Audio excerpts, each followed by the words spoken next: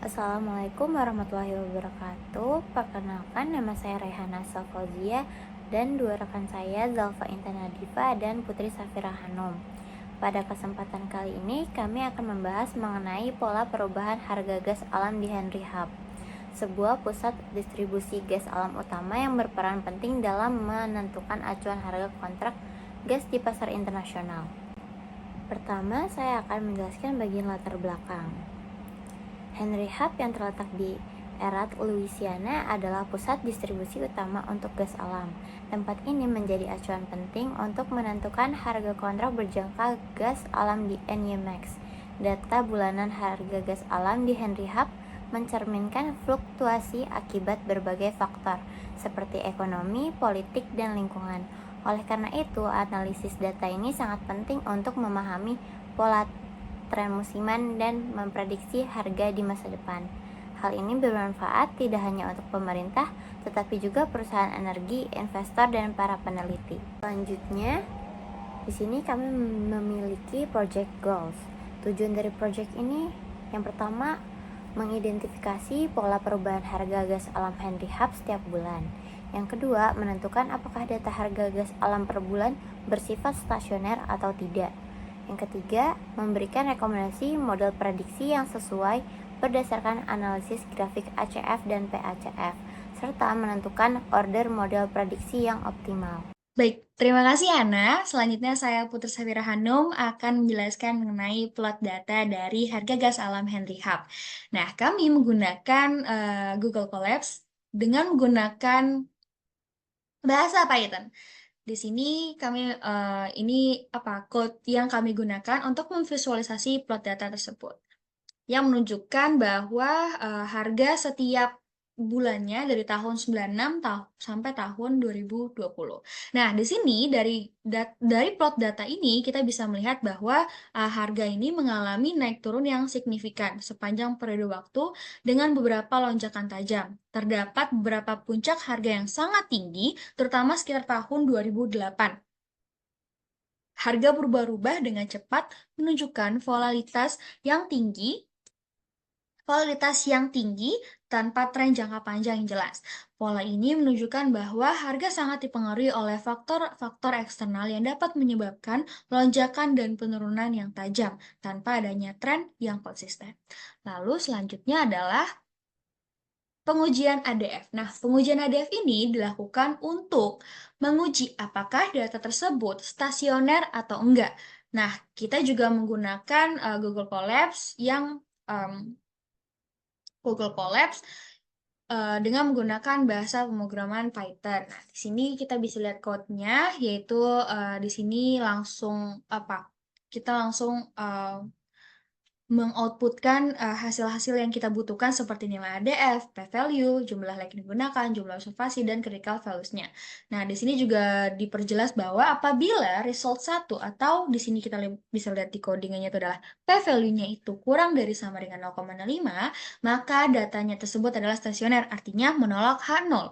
Sedangkan apabila nilai p-value-nya itu lebih dari 0,05, maka datanya itu tersebut tidak stasioner. Nah, berdasarkan dari code yang sudah kita buat, dari code yang sudah kami buat, akan menghasilkan output dengan nilai ADF min 3,11 sekian, p-value-nya 0,0254 sekian, jumlah like yang digunakan itu adalah 3, jumlah observasi yang digunakan adalah 287 dengan critical values-nya 1%, yaitu min 3,45 sekian, 5% min 2,87 sekian, dan 10% min 2,5721.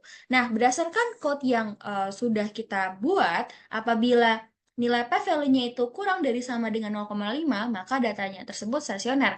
Nah, output yang menghasilkan itu adalah p-value-nya itu adalah 0,025. Artinya, kurang dari sama dengan 0,05. Nah, ini akan menunjukkan bahwa data yang kami gunakan itu datanya tersebut adalah stasioner gitu. Selanjutnya akan dijelaskan oleh Intan. Terima kasih. Saya Zalfa Intan akan menjelaskan analisis untuk ACF dan PACF-nya. Analisis ACF dan PACF ini dilakukan untuk menentukan model terbaik yang dapat digunakan dalam analisis deret waktu. ACF itu mengukur korelasi antara nilai saat ini dan nilai pada lag-lag sebelumnya, Sementara PACF itu mengukur korelasi parsial setelah menghilangkan pengaruh lag-lag lainnya. Nah, di sini terdapat kode-codingan untuk memvisualisasikan plotnya. Data yang digunakan itu adalah data price atau harga. Lalu kami menggunakan library stats model grafik subplots untuk memvisualisasikan ACF dan PACF-nya. Untuk plotnya ini kami assign lag-nya itu adalah 10. Selanjutnya, ini adalah plot dari ACF dan PACF-nya. Di plot ACF ini dapat dilihat bahwa nilai autokorelasi untuk beberapa leg pertama itu cukup tinggi dan secara bertahap menurun seiring bertambahnya leg. Nah, berdasarkan pola ACF yang tidak teratur dan menurun secara bertahap ini, model yang dapat dipilih itu adalah model MA1. Lalu, untuk plot ACF ini menunjukkan bahwa hanya beberapa leg pertama yang signifikan. Kemudian nilai korelasi parsialnya itu menurun ke batas interval kepercayaannya. Nah, berdasarkan pola PACF yang tidak teratur setelah beberapa leg awal ini, model yang dapat dipilih itu adalah model AR1. Nah, berdasarkan analisis ACF dan PACF terhadap data harga gas alam Henry Hub yang telah dikonfirmasi stasioner ini, dapat disimpulkan bahwa model yang sesuai itu adalah model ARMA 11. Karena leg yang signifikan paling kuat itu terlihat pada leg pertama dari kedua plot tersebut.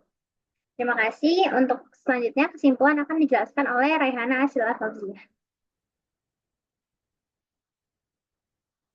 Berdasarkan analisis yang dilakukan, data menunjukkan fluktuasi yang cukup tinggi dengan beberapa puncak ekstrim, terutama di sekitar tahun 2008.